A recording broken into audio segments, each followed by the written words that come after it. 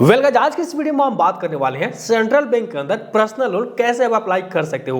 भाई साहब 2025 के अंदर जो है काफी चीजों को अपडेट कर दिया गया है। पहले के समय में अगर आप सेंट्रल बैंक के अंदर पर्सनल लोन अप्लाई करने के लिए जा रहे थे तो वहां पे आपसे जो है कुछ फॉर्म फिल करवाया जाता था, उसके बाद आपको लोन प्रोवाइड कराया जाता था। वहां पे आपको जो है इनकम प्रूफ, ITR, 6 मंथ का bank statement, salary slip, CIBIL score, सारी चीज देखा जाता था। उसके बाद आपको लोन प्रोवाइड किया जाता है। और भाई साहब जो लोन अप्लाई करने का प्रोसेस था वो आपको 50% ऑनलाइन मिलता था और 50% जो है आप सबको ऑफलाइन जाकर बैंक में कराना होता था।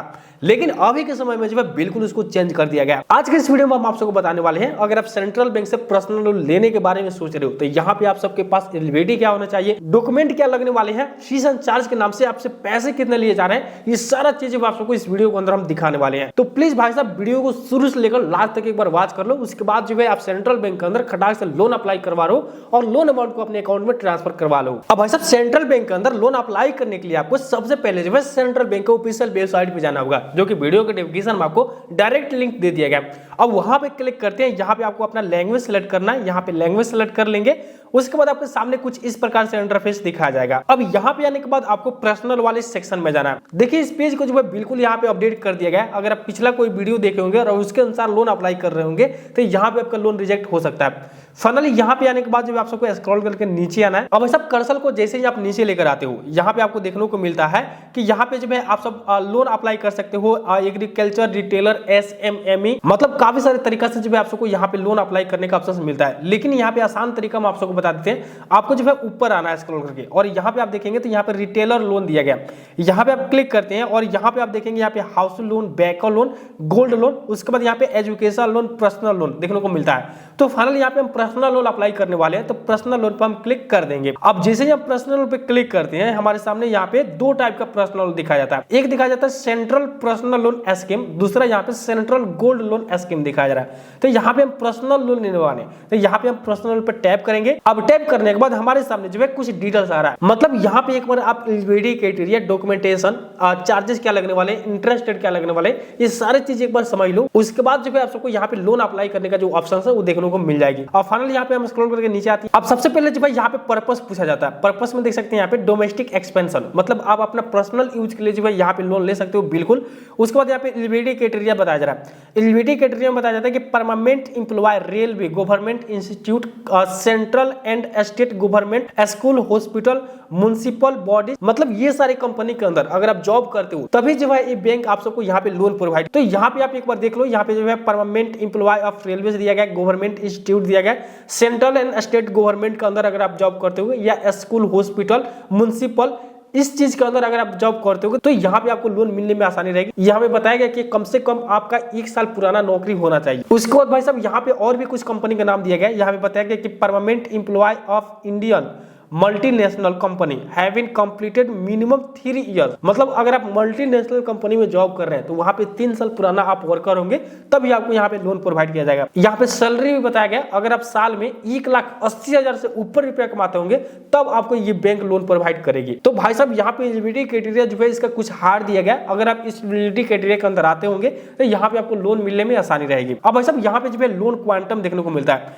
यहाँ पे लिखा गया 24 टाइम्स ऑफ ग्रेथ सैलरी, मतलब अगर आप मान लीजिए यहाँ पे 10,000 रुपया कमाते हैं तो आपको यहाँ पे लोन मिल सकता है उसके 24 गुना ज्यादा, मतलब यहाँ पे 2,40,000 तक का जो है आप लोन ले सकते हो अगर आप 10,000 रुपया महीना का कमाते होंगे तब। तो भाई साहब यहाँ पे पूरी अच्छी तरीके से समझाया गया कि यहाँ पे मैक्सिमम लोन जो है आप 20 लाख तक ले सकते हो और मिनिमम लोन जो है आप सबको यहाँ पे 50,000 मिल जाएगी। उसके बाद भाई साहब यहाँ पे रिपेमेंट करने का जो टाइम है, मतलब जो आपका EMI बनता है वो आप यहाँ पे मिनिमम 12 मंथ और मैक्सिमम जो है 84 मंथ तक के लिए जो है आप अपना EMI बनवा सकते हो।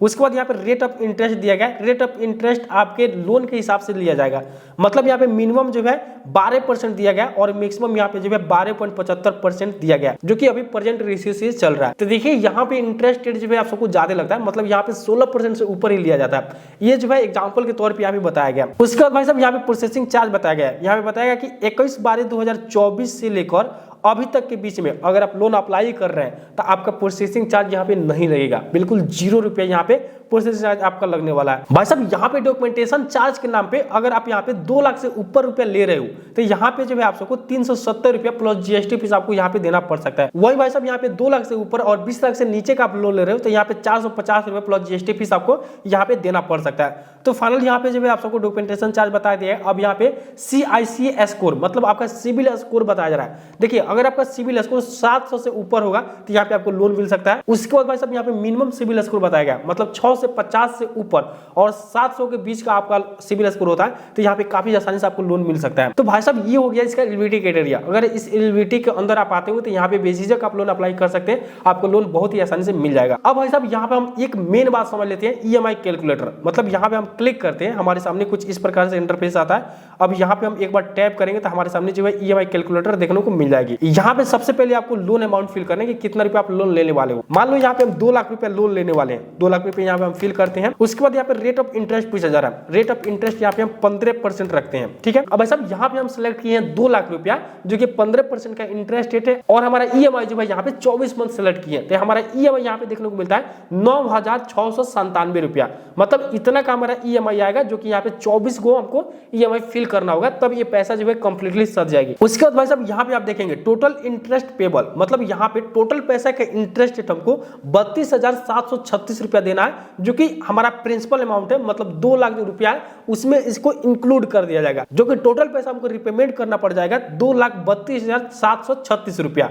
मतलब इतना पैसा हमको जो है 24 मंथ के अंदर चुकाना होगा। तो भाई साहब आप जितना रुपया लोन लेने वाले हो एक बार यहाँ पे EMI कैलकुलेटर पे आकर चेक कर लो ताकि आपका EMI और कितना रुपया आपको एक्स्ट्रा देना पड़ रहा है ये सारा चीज आपको देखने को मिल जाए। अब भाई साहब हम बात करते हैं लोन अप्लाई कैसे करेंगे। अब देखिए भाई साहब पहले के टाइम में सेंट्रल बैंक के अंदर लोन अप्लाई करने का जो ऑप्शन है वो देखने को मिलता था, लेकिन अभी 2025 के अंदर इस पेज को अपडेट किया गया जो कि यहाँ पे बताया गया कि आपको अगर लोन अप्लाई करना है या इससे ज्यादा आपको जानकारी लेना है तो आप अपना नियरेस्ट ब्रांच में विजिट कर सकते हैं। मतलब यहाँ पे ऑनलाइन लोन अप्लाई करने का जो तरीका है वो बिल्कुल यहाँ से हटा दिया गया। तो भाई साहब अगर आप लोन लेने वाले हो और जो हमने एलिजिबिलिटी क्राइटेरिया बताया उसके अंदर आप आते होंगे तब आपको अपना डॉक्यूमेंट लेकर अपने ब्रांच में विजिट करना है और वहां पे आपको अपना डॉक्यूमेंट सबमिट करना है। उसके बाद अगर आप एलिजिबल होते हैं तब आपका जो है फॉर्म वेरीफाई किया जाएगा, आपका KYC कंप्लीट किया जाएगा और मैक्सिमम 7 दिन के अंदर जो है आप सबको लोन प्रोवाइड कर दिया जाएगा। यहाँ पे एलिजिबिलिटी क्राइटेरिया जो है कुछ हार्ड दिया गया, अगर आप किसी कंपनी में जॉब करते हैं तभी आपको यहाँ पे लोन प्रोवाइड किया जाएगा।